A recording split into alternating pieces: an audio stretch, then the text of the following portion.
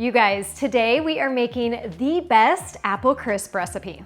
This is one of my favorite fall desserts that's all warm and cozy straight out of the oven. And it's even better with a dollop of ice cream that gets all oozy into the crisp. This recipe is perfect for holidays like Thanksgiving and Christmas, but it's also perfect for your run-of-the-mill weeknight dessert recipe because it's so easy to make, and I'll even show you a tip to make it even easier. This apple crisp is hard to resist with the sweet cinnamon apple filling and the golden oat crumble topping. So let me show you how to make it. To get started, you'll need to peel, core, and slice 8 Granny Smith apples. I like to use Granny Smith apples as they're a tart apple, which balances the sugary sweet topping, but also because their flesh is firm and crisp and holds up well after baking in the oven for a good amount of time. You can use a standard vegetable peeler as I'm using here to peel all your apples, but I'll also show you my awesome apple peeler here in a second. If you use a hand peeler, you can then core the apple with a separate apple corer if you have one, but I do not. So then I usually just slice around the core to create a little square core that contains all of the seeds that you can then toss away. Once that's done, slice up the pieces of the apple. Some people prefer half-moon apple slices in their crisp, but I find that a bit too big to chomp down on, so I like to slice those half apple pieces in half once again. You could even cube the apple into bite-sized pieces as well. It's totally up to you. But here's the thing about apple crisps. As much as I love eating them, I really dislike peeling, coring, and slicing apples. It's right up there with grating carrots for carrot cake as one of my least favorite things in the kitchen, as it's just tedious and time-consuming. Perhaps some of you may find it meditative, and if so, you are a rock star in my books. So I recently got this nifty apple peeler, and oh my gosh, you guys, it is a game changer when it comes to making this recipe. All you have to do is place the apple on the prongs, and I start with the stem side facing the prongs. Then push down on the lever to push the apple towards the peeling blade and start turning. It's like having 3 gadgets in one because it peels, cores, and slices all at the same time. And now this is meditative for me, and it's just fun to watch. You get this accordion-like apple in literally 5 seconds, and I can do all 8 apples for this recipe in just a minute or two, which is a massive time savings over the 15 minutes or so it took me to do it the other way. I'll link this peeler below, and I would highly recommend grabbing it to make this recipe. It's also a great gift for the holidays or something to grab on Black Friday, hint hint. But once your apples are done this way, you can then just slice them in half once to get that half-moon shape, or slice them twice to get quarters, which again is my preference for this apple crisp recipe. But back to the 8 apples I peeled and sliced the old-fashioned way. Add those to a large mixing bowl and one that's large enough to stir them around. Add 1/3 cup maple syrup, 2 tablespoons of your preferred flour, I'm using arrowroot flour, 1 tablespoon of fresh lemon juice, 1 teaspoon of vanilla extract, and 1 teaspoon of ground cinnamon. Stir that all together so that each piece of apple is well coated, and then pour this entire bowl into a 9 by 13 inch baking dish.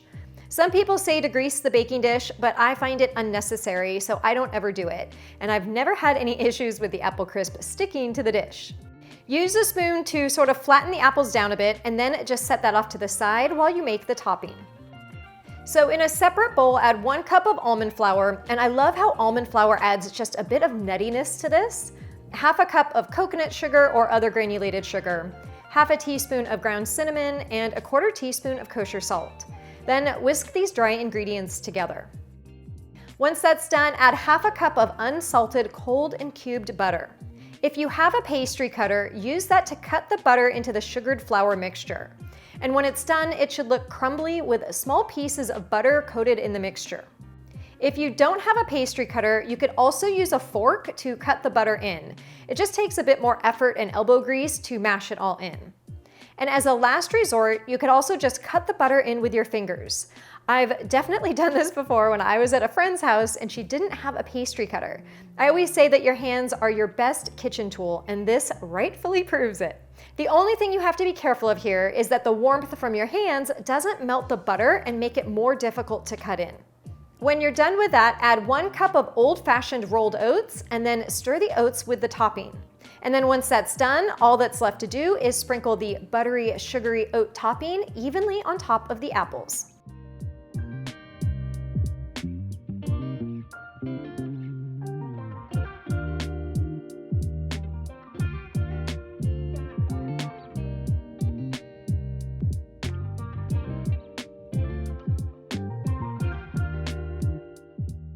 Bake the apple crisp in a preheated 350-degree Fahrenheit oven for about 45 to 50 minutes, or until the topping is lightly golden brown and the apples are soft.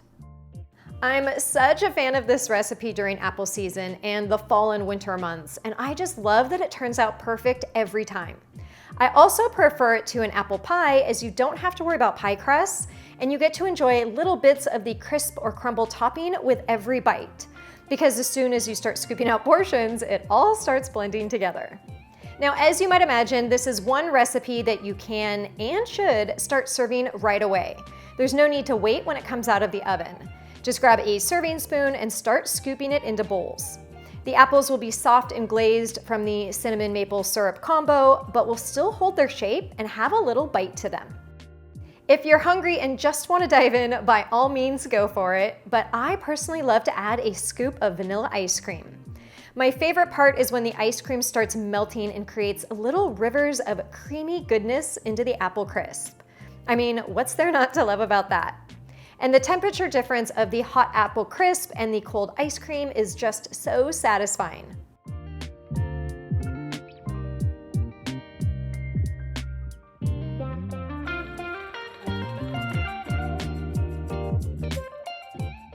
But before I dig in, there is another way that you can enjoy this recipe, and that's with a drizzle of warm custard. Since I just showed you guys how to make homemade custard 2 weeks ago, you should be pros now, and this is one mighty tasty combination as well. All right, the big and tough decision is now, which bowl do I go after first? Do I go after ice cream or do I go after custard? I think I'm gonna go after ice cream. But you know, I'm gonna eat the custard next. All right, let's take a bite of this.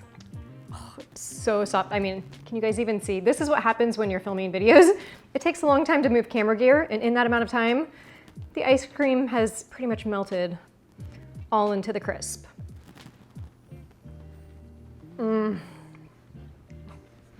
It's so delicious. Mine is like a soupy ice cream apple crisp, but oh my gosh, the creaminess from the ice cream, the sweetness, and the apple crisp, so delicious. All right, on to the custard version. Not quite as soupy as the melted ice cream one. Let's see how this tastes. Unbelievable. This is my favorite dessert. It is so good. The creaminess of the custard is just different from the ice cream, but equally delicious. So enjoy it with custard, enjoy it with ice cream, just enjoy it. Now, in terms of leftovers, this is delicious as leftovers. It's a meal prep recipe, right? What I like to do is put this in 2 separate storage containers, put maybe a couple in the fridge, a couple in the freezer. You can freeze that portion for several months, and the one in the fridge I will just enjoy throughout the week. The flavors all meld together, and then I'll just pop it in the microwave, put a new dollop of ice cream on top, and then I can enjoy it throughout the week. I hope you guys enjoy this apple crisp recipe, and if you did, make sure to give it a thumbs up, share it with your family and friends who also love sweet holiday desserts, and let me know in the comments below if you are more of a custard topper or an ice cream topper. All right, we'll see you in the next video.